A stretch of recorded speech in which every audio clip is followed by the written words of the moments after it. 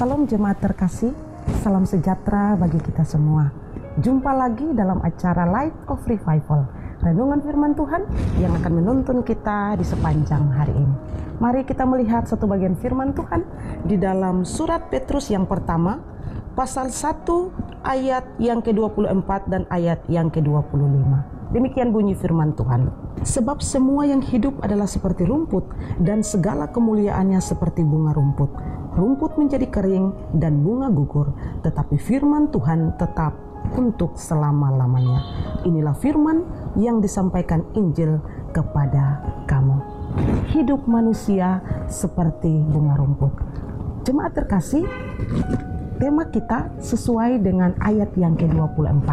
Kalau kita melihat surat Petrus ini, dia tujukan kepada orang-orang percaya yang tersebar di luar Yerusalem.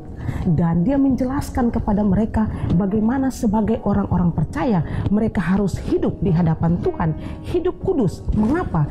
Karena hidup mereka itu sudah ditebus. Dan bagian teks kita melihat bahwa akhir ini Petrus lalu mengutip Yesaya 40 ayat 6 sampai ayat yang ke-8. Dan kutipan itu sesuai dengan bacaan kita tadi. Nah, dari bagian firman Tuhan ini, makna apa yang Petrus hendak sampaikan kepada orang-orang percaya yang ada di perantauan? Yang bisa kita belajar yang pertama, di dalam ayat yang ke-24, kita dapat memberi kesimpulan bahwa manusia dengan segala kemuliaannya adalah hal yang fana dan sia-sia di hadapan Tuhan.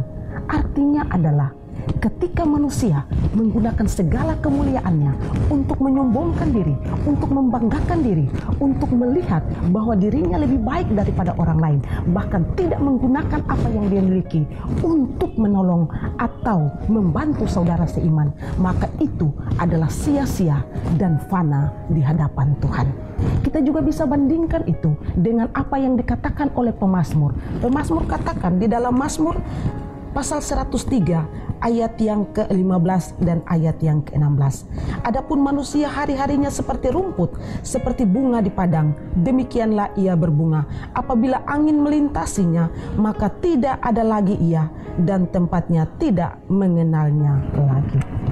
Demikianlah manusia. Hari ini ada, ketika dia meninggal, dia tidak ada lagi. Segala yang dia miliki tidak ada arti apa-apa lagi. Karena itu saudara, ketika saudara memiliki segala kemuliaan, jangan pernah sombong dan banggakan itu, tetapi pakai itu untuk kemuliaan Tuhan. Karena jika tidak, maka semua itu adalah sia-sia di hadapan Tuhan.